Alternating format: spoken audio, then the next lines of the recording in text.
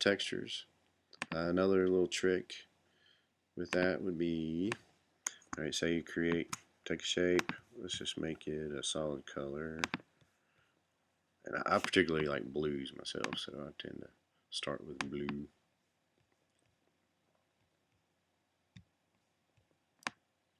Alright, so say you draw a shape, and then just press down the Option T, click and drag. And I got it pretty close there, and then just press Command D and it repeats that. And I'm going to copy and paste that and drag it down. And I'm going to press the letter D again, or Command D, and all of a sudden I have a nice patterned background. Let's center that on the page a little bit.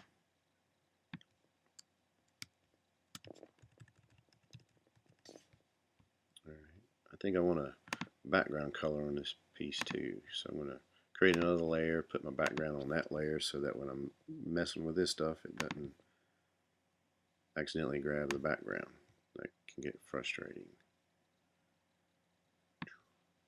I'm going to pull this one to the back, change the color of it a little bit. Not to that though, just a little bit lighter, be subtle. There we go. Then I'm going to lock this layer, that way I'm not grabbing the background.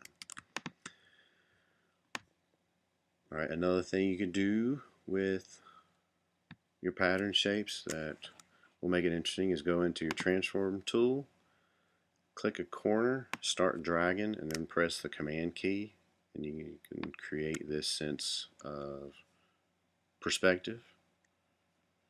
Undo that one. As you can press the Command key and then the Shift key, and it turns it into like a parallelogram type shape, or Command, Shift, and Option all at the same time, and it creates this sense of perspective.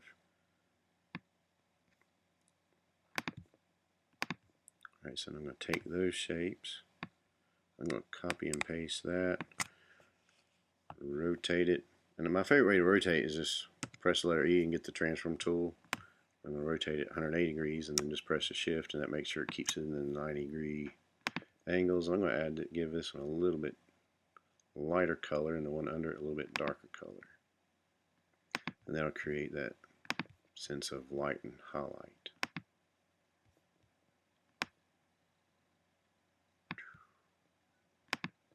There we go.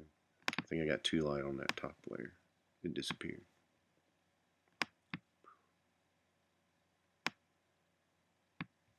Alright, I think I'm going to change my background color.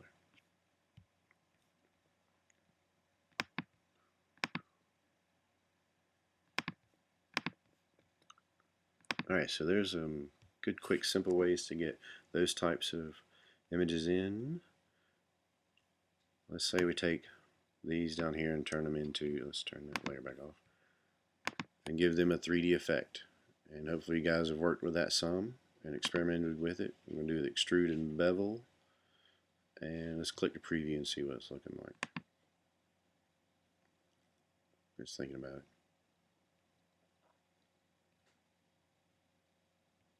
All right. I'll change my angle of it a little bit.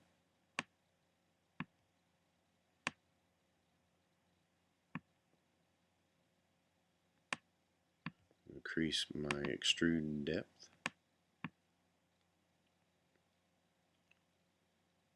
And I always like to bump up the perspective a little bit. Alright, now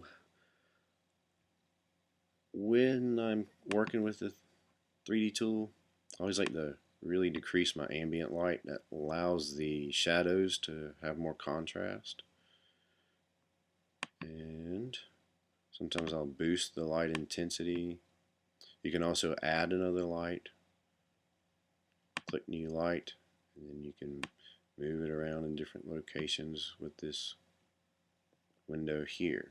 I'm just going to click OK, and we'll see what that looks like. There. Created a fun, simple little design in just like a minute. Another thing that is handy to know with this tool is once you've created your 3D design, you can expand appearance, and it turns it into vector art. I'm going to ungroup it. Sometimes you have to ungroup it several times. Alright, I'm just going to press Shift Command and ungroup a whole bunch of times. There we go. And now each one is its own individual shape that you can go back and modify. I'm curious to see what it would look like if I made this a little transparent and let this stuff that was underneath it show through some. Yeah, look at that. Beautiful and simple and quick. So experiment with designs, shapes like that using those tools, and I think you'll have fun with it.